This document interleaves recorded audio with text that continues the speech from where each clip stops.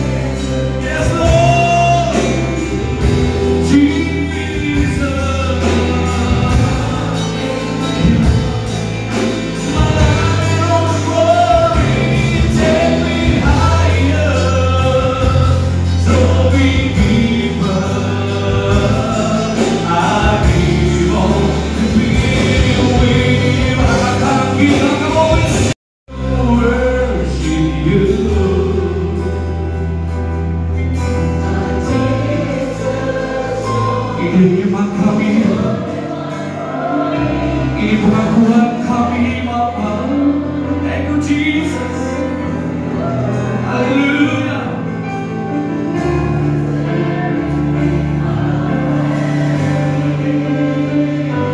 Lord, I live to honor you, and I long to bring my life.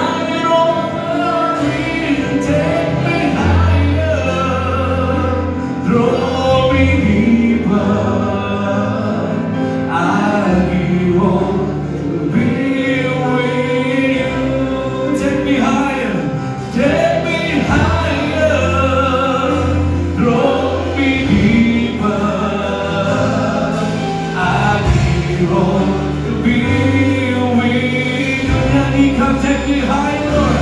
Take me higher. Draw me deeper. I belong to be with you.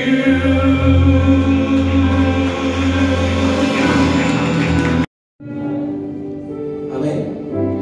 Cobalah aku, Tuhan. Selidiki hatiku dan batinku, mataku tertuju padamu. Katakan, aku cinta padamu. Aku cinta padamu. Aku rindu hadiratmu, Tuhan. Aku ingin selalu dekat padamu, menikmati kehadiranmu. Ketika seorang Ayub yang begitu sukses kaya raya, Alkitab katakan pekerjaannya Ayub, dia sebagai motivator terkenal, berdiri di pintu gerbang kota, mengajarkan jalan-jalan hidup, mengajarkan tentang kesuksesan, rahasia-rahasia kesuksesan. Tapi pada satu waktu Tuhan izinkan Ayub mengalami ujian yang tidak pernah dia bayangkan dan dia pikirkan. Tuhan izinkan dia mengalami proses yang begitu luar biasa. Dalam satu malam anak-anaknya mati semuanya.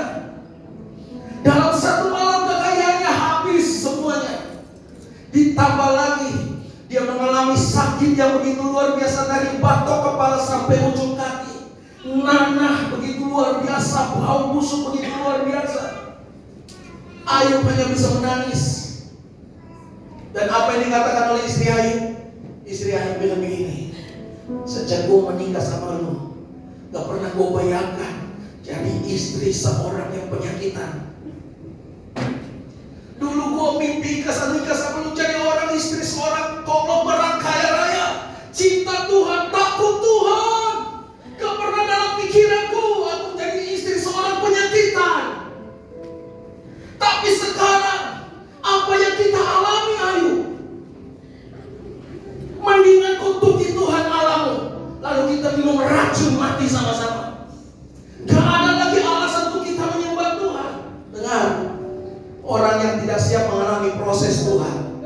Dia akan kecewa dan tinggalkan Tuhan.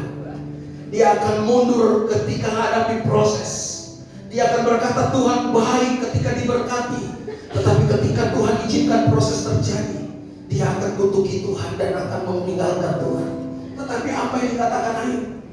Ayub rupanya seorang yang bukan siap diberkati, tetapi seorang yang siap diproses Tuhan.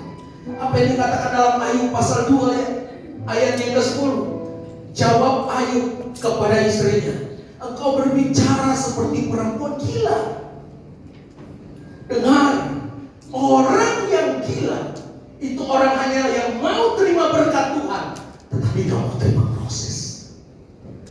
Ayub dia gila. Apakah kita hanya mau menerima yang baik dari Allah, tetapi tidak mau menerima yang buruk? Dalam semuanya itu Ayub tidak berbuat dosa dengan bibir. Rupanya Ayub bukan orang yang siap menjadi orang sukses kaya raya diberkati, tetapi Ayub menjadi orang yang siap diproses. Ketika Tuhan berbicara kepada Sefanya, di zaman Sefanya itu ada malapetaka yang hebat yang menimpa Yerusalem. Kalau baca ayat-ayat selanjutnya, di zaman Sefanya itu ada malapetaka yang hebat. Malapetaka ini bukan terjadi secara kebetulan, tetapi Tuhan mengizinkan umat-umat pilihan mengalami malapetaka yang luar biasa. Tetapi Tuhan membawa mereka, mengizinkan mereka masuk mengalami malapetaka yang luar biasa. Tapi Tuhan berkata begini, jangan takut, jangan biarkan tanganmu lemah lesu. Kenapa? Karena sekalipun engkau melewati lembah-lembah kekelaman, engkau melewati proses-proses ujian, dengar, aku Tuhan berjalan di depanmu sebagai pahlawan yang memberikan kemenangan kepadamu. Haleluya. Percayakah engkau ketika engkau dibawa Tuhan masuk tahun 2023 sampai hari ini, ada Tuhan di depan yang siap membuka jalan. Haleluya. Ini luar biasa Bapak Ibu Saudara. Dia siap menjadi pahlawan bagi saudara dan saya. Itulah yang dikatakan engkau ditentukan Tuhan lebih dari pemenang. Kenapa? Alkitab berkata engkau hanya berjalan dan engkau melihat 1000 orang rebah di kirimu, 10.000 di sebelah kananmu, dan itu tidak menimpa engkau. Kenapa? Tuhan yang berperang menggantikan engkau. Bagianmu hanya berjalan bersama dengan Tuhan. Bagianmu setiap pagi hanya bertanya, apalagi Tuhan, pimpin aku Tuhan, sertai aku Tuhan. Kita harus siap menerima bukan hanya yang baik dari Tuhan, tetapi ada hal-hal yang buruk yang di luar perakiraan kita, praduga kita, dan kita merasa Tuhan jauh dan gak dengar doa kita. Dengar. Dia bukan Tuhan yang meninggalkan engkau dalam keadaan apapun. Nah, Tuhan tidak pernah meninggalkan engkau dalam keadaan apapun. Dalam keadaan baikmu, dalam keadaan burukmu, dalam keadaan engkau kudus, bahkan di dalam keadaan engkau lagi rapuh jatuh dalam dosa, Tuhan tidak pernah meninggalkan. Opsi yang lain. Opsi yang pertama, ketika Adam dan Hawa jatuh dalam dosa, Tuhan punya opsi untuk menghancurkan bumi dan membinasakan manusia. Bisa gak Tuhan lakukan? Bisa. Karena dia Tuhan yang punya kehendak dan dia bebas berdaulat. Dia Maha Pencipta. Dia pernah lakukan itu Bapak Ibu Saudara. Kapan? Ketika Lucifer jatuh dalam dosa, dia memilih membuang Lucifer selamanya. Sampai hari ini gak ada pengampunan buat Lucifer. Dan dia pernah lakukan itu. Dia memilih opsi membuang Lucifer. Gak ada pengampunan. Thank you. Dan ketika manusia jatuh dalam dosa, Anda dan saya jatuh dalam dosa, Tuhan punya opsi yang sama. Dia bisa memilih membuang kita, melenyapkan kita.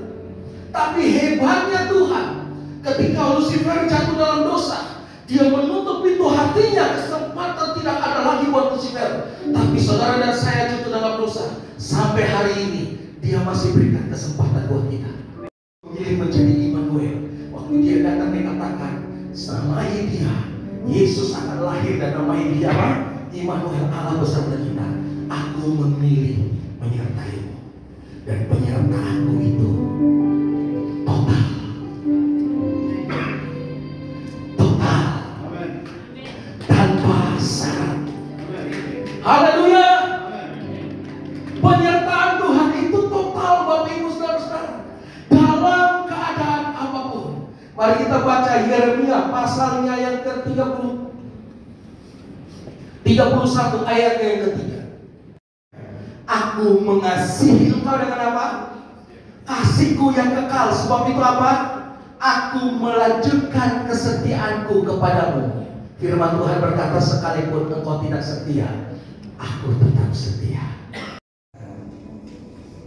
Dengan cara dia dekat dengan saudara dan saya. Ketika Tuhan menyertai kita, dekat dengan kita, kita merasa falling in love dengan Tuhan. Kita merasa kebaikan-kebaikan Tuhan. Namun ada satu cara yang lain.